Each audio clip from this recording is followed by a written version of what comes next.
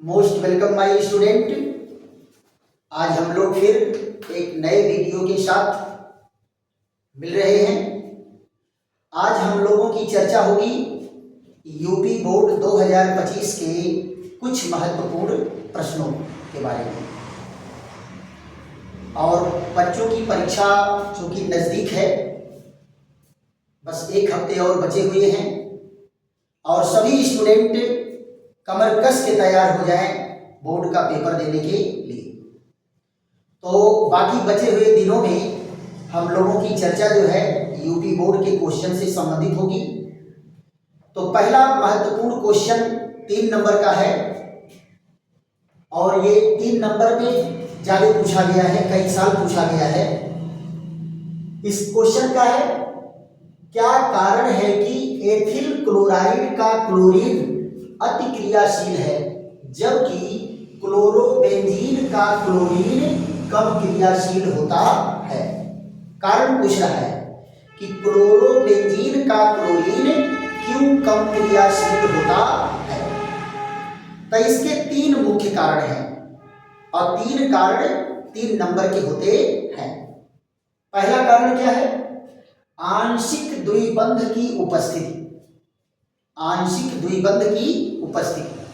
Chlorobenzene के अणु में क्लोरीन कार्बन परमाणु से सिंगल बॉन्ड द्वारा जुड़ा होता है, लेकिन धनात्मक मेसोमेरिक प्रभाव के कारण इसमें आंशिक द्विबंध के गुण आ जाते हैं।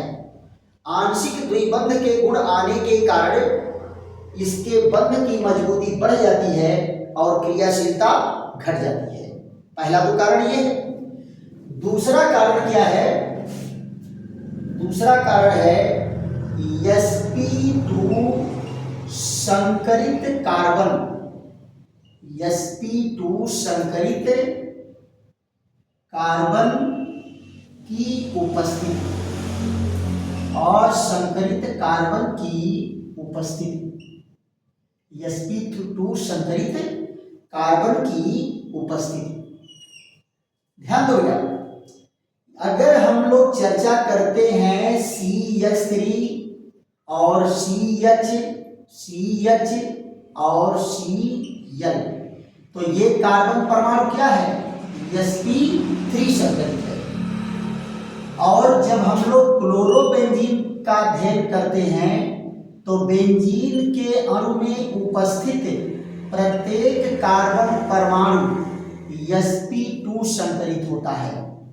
क्या होता है? sp2 संकरित होता है। ये कार्बन कैसा होता है? sp2 संकरित।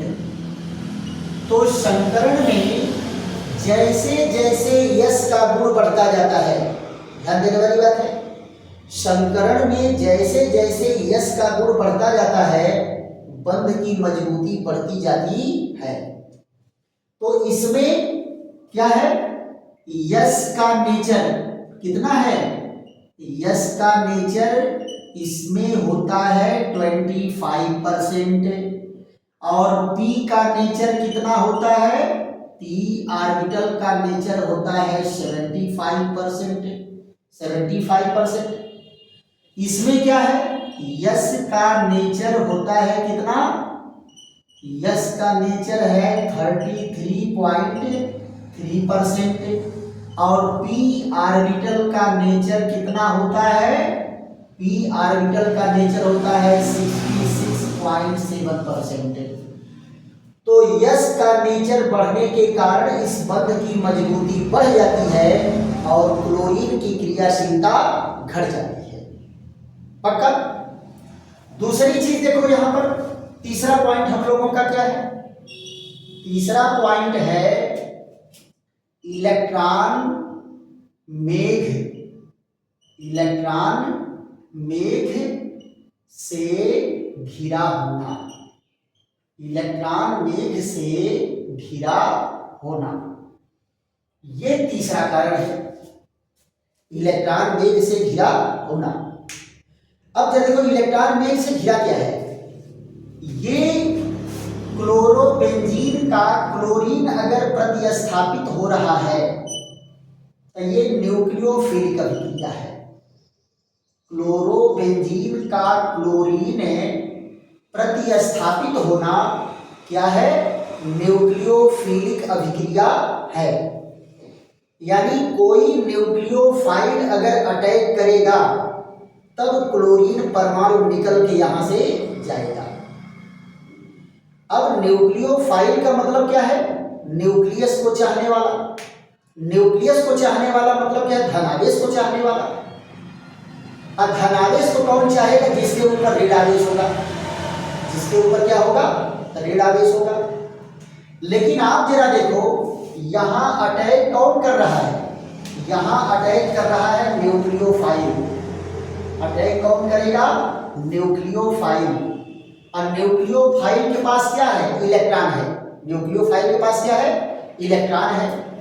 जब यहां इलेक्ट्रॉन ये अटैक करेगा, इलेक्ट्रॉन अटैक करेगा तो ये क्लोरीन निकल के जाएगा। लेकिन बेटा इलेक्ट्रॉन अटैक कैसे करेगा? जरा ध्यान दो। आपको पढ़ाया गया है कि बेंजीन वलय ऊपर और नीचे दोनों ओर इलेक्ट्रॉन क्लाउडों से घिरा होता है। बेंजीन रिंग क्या होता है? ऊपर और नीचे दोनों ओर इलेक्ट्रॉन क्लाउडों से घिरा होता है। सो न्यूक्लियोफाइल यहां तक पहुंच ही नहीं पाएगा। न न्यूक्लियोफाइल यहां पहुंच के आक्रमण कर पाएगा। क्यों? क्योंकि इलेक्ट्रॉन और इलेक्ट्रॉन में क्या होगा? प्रतिकर्षण होगा। इलेक्ट्रॉन और इलेक्ट्रॉन में क्या होगा? प्रतिकर्षण होगा। और इस प्रतिकर्षण बल के कारण ये यहां पहुंच ही नहीं पाएगा। न्यूक्लियोफाइल को बेंजीन रिंग जो है धक्का मार के भगा देगा दूर। तो जब ये पहुंच ही नहीं पाएंगे तो ये क्लोरीन क्रिया कैसे करेगा? तो एक इलेक्ट्रॉन क्लाउड से, इलेक्ट्रॉन मेघ से घिरा होना भी एक कारण है कि ये क्लोरीन की क्रियाशीलता को घटा देता है। बेटा हमेशा ध्यान रखो, बोर्ड में आपको जो भी क्वेश्चन का जवाब देना है टू द पॉइंट देना है, एकदम बंदूक की गोली की तरह से ठान से। ये नहीं कि दुनिया भर का भौकाल उसमें लिख डालो। बस यही 3 पॉइंट, 3 नंबर में, पहला पॉइंट, दूसरा पॉइंट, तीसरा पॉइंट, 3 नंबर आपका बन गया। इसमें कहीं कोई दो राय नहीं है। अब इसी चैप्टर का एक और महत्वपूर्ण क्वेश्चन है, आप लोग इसका स्क्रीनशॉट ले लीजिए। इससे ज्यादा आपको लिखने नहीं है, 5 मिनट में आप लिख डालोगे, 5 मिनट में हो जाएगा 3 नंबर का क्वेश्चन। अगला क्वेश्चन क्या है? कई पेपर में मैं देखा हूं कि ये क्वेश्चन आया हुआ है कि क्लोरोबेंजीन में क्लोरीन परमाणु आर्थो पैरा डायरेक्टिंग है। आर्थो पैरा डायरेक्टिंग है, जबकि ये सही है कि क्लोरीन इलेक्ट्रॉन को आकर्षित करने वाला समूह है। क्लोरीन इलेक्ट्रॉन को आकर्षित कर रहा है, लेकिन अगर आकर्षित करेगा तो क्या होगा? मेटा डायरेक्टिंग होना चाहिए। अगर इलेक्ट्रॉन को आकर्षित कर रहा है तो क्लोरो समूह को मेटा डायरेक्टिंग होना चाहिए। लेकिन क्लोरीन इलेक्ट्रॉन को आकर्षित कर रहा है, फिर भी ये आर्थो पैरा डायरेक्टिंग नेचर दिखाता है। यानी आर्थो और पैरा पोजीशन पर फर्दर इलेक्ट्रोफाइल को जुड़ने के लिए प्रमोट कर रहा है। तो दोनों क्वेश्चन का जवाब आप यही देंगे, इससे ज्यादा कहीं कुछ नहीं लिखना रहेगा। जितना देंगे उतने लिखना है। इसमें अगर ये दे दे कि आर्थो पैरा डायरेक्टिंग क्यों है या आर्थो पैरा निर्देशक क्यों है, तो भी यही जवाब होगा। दूसरा क्वेश्चन बना दे कि इलेक्ट्रॉन को खींच रहा है, फिर भी मेटा डायरेक्टिंग न हो करके आर्थो पैरा डायरेक्टिंग क्यों है। तो आइए इस प्रश्न पर हम लोग चर्चा करते हैं।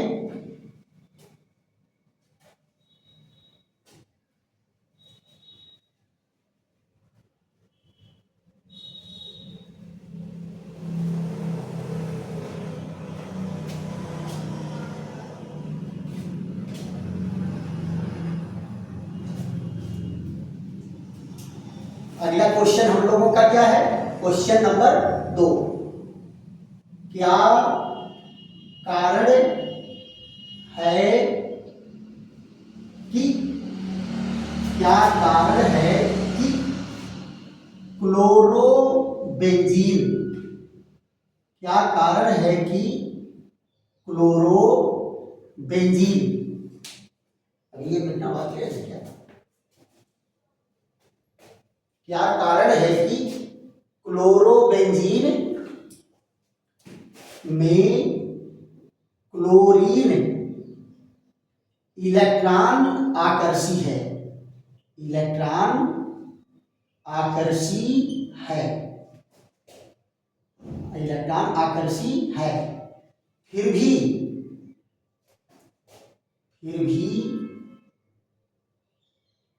आर्थो पैरा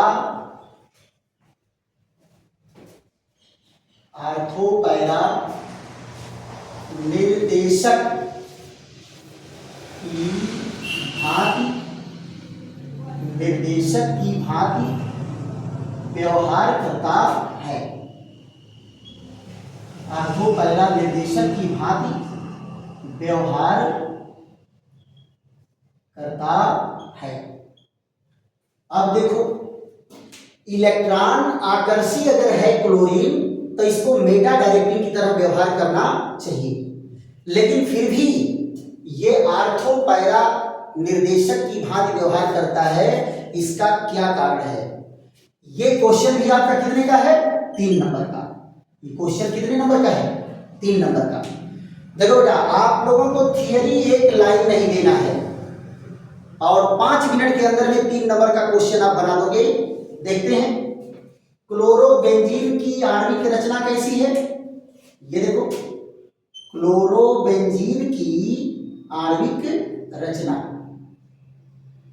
ये देखो क्लोरोबेंजीन की आणविक रचना। ये देखिए, क्लोरोबेंजीन में क्लोरीन क्या है? इलेक्ट्रॉन आकर्षी है। क्यों?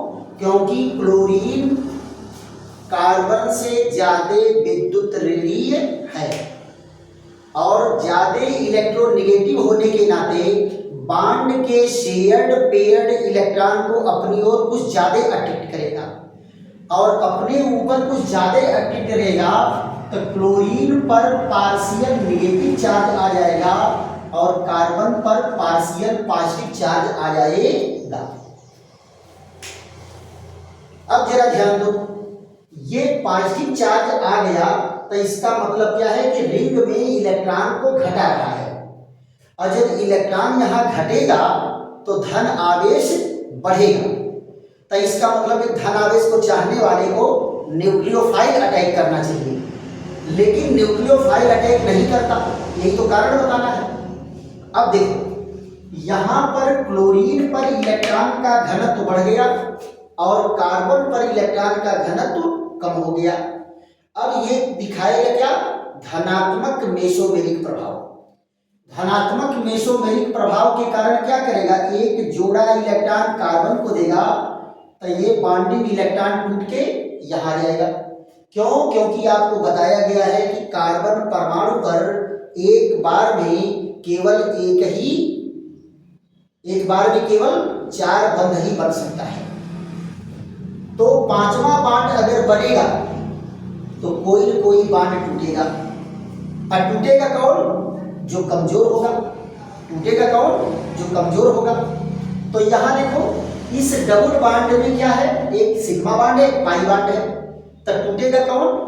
Pi bond. तो ये इलेक्ट्रॉन टूट के कहां चला गया? आर्थो पोजीशन पर। अब जरा ध्यान दो, ये रचना कैसी बन गई?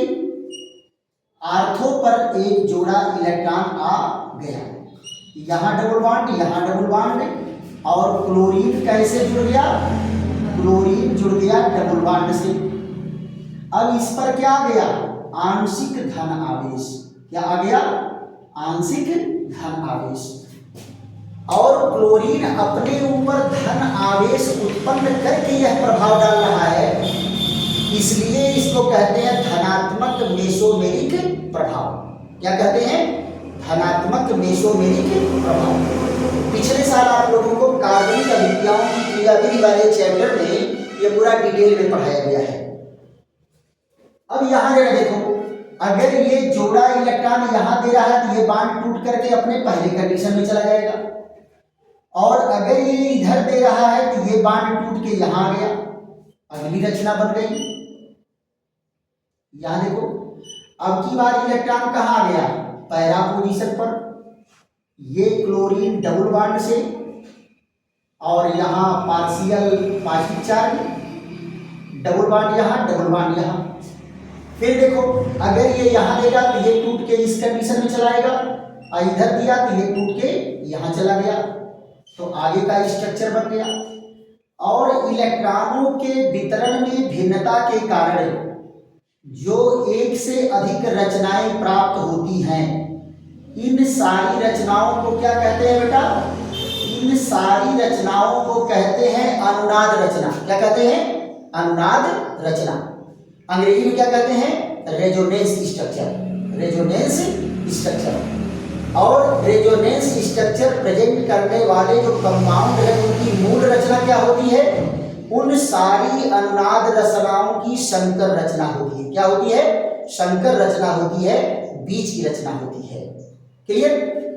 तो यहां जरा देखो, फिर अगर ये इधर देगा तो ये टूट के यहां जाएगा, ये इधर दिया तो ये टूट के यहां चला गया अपने मूल कंडीशन में, और फिर इसी तरह से ये हमेशा कंटिन्यू रोटेट होते रहेंगे। ये देखिए, इसी रोटेशन के कारण यहां देखो, इन्हीं रोटेशन के कारण ये कंटिन्यू यहां से लेकर के यहां तक, यहां से लेकर के यहां तक चलता रहता है। और देखो, हर जगह डबल बॉन्ड आ रहा है, नहीं आ रहा है, यानी यही मेसोमेरिक प्रभाव है जिसके कारण बेंजीन रिंग पर पार्शियल डबल बॉन्ड आ जाता है, आंशिक द्विबंध आ जाता, बन जाता है। तो ये सारी रचनाएं क्या हैं, एक दूसरे की अनुनाद रचना है। क्या है, अनुनाद रचना। और इसको अंग्रेजी में क्या कहते हैं, रेजोनेंस स्ट्रक्चर। अंग्रेजी में क्या कहते हैं, रेजोनेंस स्ट्रक्चर। इनकी मूल रचना क्या होगी, इनकी मूल रचना इन सारी रचनाओं की संकर रचना होती है। अब संकर रचना को कैसे दिखाएंगे, यहां जरा ध्यान दो, ये क्लोरोबेंजीन, और यहां देखो ये क्लोरीन परमाणु है, क्लोरीन परमाणु, क्लोरीन परमाणु। इस पर क्या बन गया, आंशिक डबल बॉन्ड। इसके पहले वाले क्वेश्चन में जो मैं दिखाया हूं, आंशिक डबल बॉन्ड।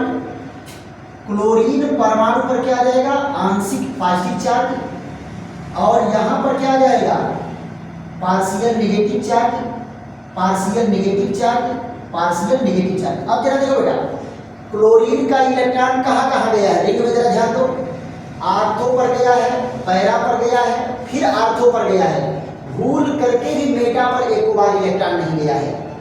इसका मतलब क्या है कि मेटा पोजीशन क्या होगा, अनअफेक्टेड होगा, इसके ऊपर कोई प्रभाव नहीं पड़ेगा। इलेक्ट्रॉन कहां बढ़ा है, आर्थो पर, पैरा पर, आर्थो पर। कहां बढ़ा है, आर्थो पर, पैरा पर, आर्थो पर। अब जरा बताओ, अगर इलेक्ट्रोफाइल आ रहा है, इलेक्ट्रोफाइल मतलब इलेक्ट्रॉन को चाहने वाला, इलेक्ट्रॉन को चाहने वाला, तो जो इलेक्ट्रॉन को चाहेगा खुद तो उसके ऊपर धनावेश रहेगा कि नहीं रहेगा, ऋण को कौन चाहेगा, धन चाहेगा, धन को कौन चाहेगा, ऋण चाहेगा। तो यहां जरा देखो, ये कहां जाएगा, आर्थो पर जाएगा, यहां इलेक्ट्रॉन ज्यादा मिल रहा है। ये कहां जाएगा, पैरा पर जाएगा, यहां भी इलेक्ट्रॉन ज्यादा मिल रहा है। मेटा पर नहीं जाएगा, क्यों, क्योंकि मेटा पर इलेक्ट्रॉन कम है। क्लियर। तो यहां पर क्लोरीन कैसा व्यवहार कर रहा है, क्लोरीन व्यवहार कर रहा है आर्थो पैरा डायरेक्टिंग ग्रुप की तरह से। कैसा व्यवहार कर रहा है, आर्थो पैरा डायरेक्टिंग ग्रुप की तरह से व्यवहार कर रहा है। क्लियर। बस बेटा 3 नंबर में इससे ज़्यादा आपको देने नहीं है। आप इतना अगर दे दिए तो एग्जामिनर क्या होगा, सो ग्लैड, वाह क्या क्वेश्चन का जवाब आया है। बिना किसी हेजिटेशन के, बिना किसी रुकावट के वो 3 नंबर दे करके खट से आगे बढ़ जाएगा। पक्का? तो ये क्वेश्चन मिल गया कि इलेक्ट्रॉन आकर्षी होते हुए भी क्यों आर्थो पैरा गुण प्रदर्शित करता है। चलिए, इसमें बेटा एक क्वेश्चन और बहुत इंपॉर्टेंट है। वो क्वेश्चन आपका 2 नंबर का बनता है। 2 नंबर का क्वेश्चन बनता है। वो क्या है कि क्लोरोबेंजीन से डीडीटी का कैसे निर्माण होता है और डीडीटी का हमारे दैनिक जीवन में क्या इंपॉर्टेंस है। तो पक्का आप जान जाओ कि डीडीटी क्या है, एक प्रबल कीटनाशक है। इसको पहले फसल में कीटनाशक के रूप में बहुत ज्यादा प्रयोग किया जाता था, लेकिन इसकी कुछ डिमेरिट भी है। इसकी कुछ डिमेरिट भी है।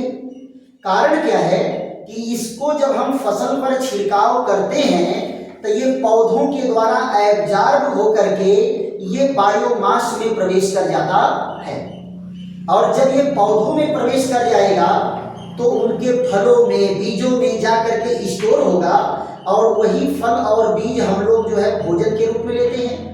फिर ये डीडीटी हमारे शरीर में जाएगा और कोई न कोई फैटल डिजीज क्रिएट करेगा। इसलिए आज के दिनों में डीडीटी को बाउंड कर दिया गया है। रीजन भी पूछा गया है परीक्षा में कि डीडीटी बनाने की विधि, इसके महत्व और इसके दुष्प्रभाव पर टिप्पणी लिखिए। कितने में पूछा गया है? 2 नंबर में। तो 1 नंबर में इसका उपयोग कि कीटनाशक के रूप में प्रयोग होता है। इसका बुरा प्रभाव क्या है कि ये धीरे से पौधों से एब्जॉर्ब होकर के बायोमास में प्रवेश होकर के हमारे भोजन का अंग बन जाता है, और जब हम भोजन के साथ इनको ग्रहण करते हैं तो हमारे शरीर में अनेक प्रकार की फैटल डिजीज जैसे कैंसर हो गया, ट्यूमर हो गया, लीवर को डैमेज कर देता है, किडनी को डैमेज कर देता है, यूट्रस इन्फेक्शन कर देता है, बहुत सारी बीमारियों को क्रिएट करता है। तो इसको आप 4 लाइन में इसका उपयोग और इसकी डिमेरिट 4 लाइन लिख ले जाओगे, इतना मैं जान रहा हूं। अब आ जाते हैं इसके बनाने की विधि पर। बनाने की विधि पर क्लोरोबेंजीन को बनाने की विधि। देखो बेटा, क्लोरोबेंजीन को बनाने के लिए किससे क्रिया कराते हैं? इसका क्लोरल से। किससे क्रिया कराते हैं? क्लोरल से। क्लोरल से क्रिया कराएंगे तो क्लोरल से किस कंडीशन में कराएंगे? In the presence of concentrate sulphuric acid. Concentrate sulphuric acid के प्रेजेंस में इसका रिएक्शन हम लोग कराएंगे किससे? क्लोरल से, है। तो प्रश्न क्या है यहां बेटा? देखो प्रश्न है, प्रश्न संख्या 3, डीडीटी का निर्माण। डीडीटी का निर्माण। डीडीटी का निर्माण जरा देखो तो 2 मिनट में इसका रिएक्शन होगा। 2 मिनट में रिएक्शन और 2-3 मिनट में इसकी 4 लाइन की थियरी जो आपको बताएं बस उसको लिख देना है। अब जरा ध्यान दो, क्लोरल, ये है क्लोरल का फार्मूला। क्लोरल Cl और Cl। यहां देखो CH और डबल बॉन्ड CO। ये फार्मूला किसका है बेटा? यही फार्मूला है क्लोरल का। इससे क्रिया कौन करता है? जरा देखो, 2 अणु क्लोरोबेंजीन क्रिया करेगा। 2 अणु क्लोरोबेंजीन क्रिया करेगा। इसके पैरा पोजीशन पर जो हाइड्रोजन है वो क्रिया में भाग लेता है। ये देखो, ये क्लोरीन अगर यहां है, ये बेटा ये बिंदी बिंदी क्या दिखाया जाता है? ये बिंदी बिंदी दिखाया जाता है कि क्लोरीन पर 3 जोड़ा इलेक्ट्रॉन है लोन पेयर के रूप में। इसके रूप में, लोन पेयर के रूप में। अगर ये यहां है तो जरा यहां से पोजीशन गिनो, आर्थो मेटा पैरा पर हाइड्रोजन है। आर्थो मेटा पैरा, इस पैरा का पोजीशन है, ये देखो। और आपको मैं बताया था कि सांद्र सल्फ्यूरिक अम्ल एक बहुत ही बढ़िया निर्जलीकारक है। कार्बनिक यौगिकों में से जहां उसको मौका मिलेगा पानी निकालने का, वो पानी निकाल के अलग कर देगा। आप लोगों को प्रैक्टिकल में मैं पढ़ाया था कि चीनी में से कैसे पानी को निकाल के अलग किया था और चीनी कोयला बन गया था। इतना बड़ा कोयला का बना था टुकड़ा, सोच के आश्चर्य होता कि सब कोयला हम ही खाते हैं। हाँ खाते हैं, कार्बन ही तो जलता है तो हमको एनर्जी मिलती है ना। तो ये जहां से पानी निकालने का मौका पाएगा वहां से पानी निकाल देगा। ये क्या है? H2SO4। अब देखो पानी कहां से निकाल रहा है, यहां से पानी निकाल दिया, अब ये जुड़ गए। तो इनका मॉलिक्यूलर फार्मूला क्या बन गया, जरा देखो, Cl ये CH, यहां देखो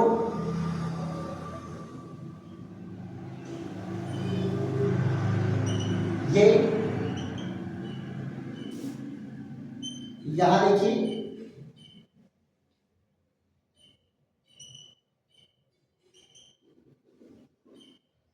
ये देखो बन गया DDT।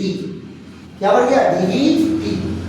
बेटा देखो एक साल हमको याद है, क्योंकि 20 साल हो गया हमको पेपर जांचते हुए, एक साल केवल DDT का सूत्र में आया था कि DDT का सूत्र लिख दो 1 नंबर में। अब लो भैया DDT का सूत्र आपको मालूम है, 1 नंबर पा गए। ये याद देखो, इसका नाम क्या होगा? इसका नाम क्या होता है? Para dichloro. क्या कहते हैं? Para dichloro. फिर क्या है? 2 फेनिल है, डाइफेनिल। और फिर देखो 3 क्लोरीन है, इसको क्या कहेंगे? ट्राइक्लोरो। और बताओ 2 कार्बन का, ये 2 कार्बन का दोनों पर 3 बंध है। इस पर देखो 3 ग्रुप लगे, इस पर भी 3 ग्रुप लगे हैं, जो आपस में जुड़े हुए हैं। तो ये क्या है? 2 क्लोरीन कार्बन का क्या होगा? डाइक्लोरो डाइमेथिन ट्राइक्लोरो इथेन। क्या नाम है? Trichloro ethane. इसी को शार्ट में कहते हैं DDT। क्या कहते हैं? DDT है ना। ये क्या है? DDT का फार्मूला है और ये DDT बनाने की विधि। तो 1 नंबर में रिएक्शन हो गया, और 1 नंबर में वही कहाँ यूज करते हैं? कीटनाशक के रूप में यूज करते हैं। इसका खतरनाक पहलू क्या है? ये पौधों के द्वारा एब्जॉर्ब होकर के बायोमास में प्रवेश हो जाता है, जीवन में प्रवेश हो जाता है, और हम भी जो है भोजन के रूप में पौधों से ही अनाज लेते हैं, फल फूल लेते हैं। तो ये हमारे शरीर में पहुंच करके खतरनाक बीमारी पैदा करता है। इसलिए आज ये बहुत सारे देशों के द्वारा बाउंड कर दिया गया है कि DDT का प्रयोग अब नहीं होगा। Thank you. और 1 साल और फिर हम लोग कल मिलेंगे दूसरे वीडियो में। और ये आपका बेहतरीन 3 क्वेश्चन पर हमारी आपकी चर्चा हुई है।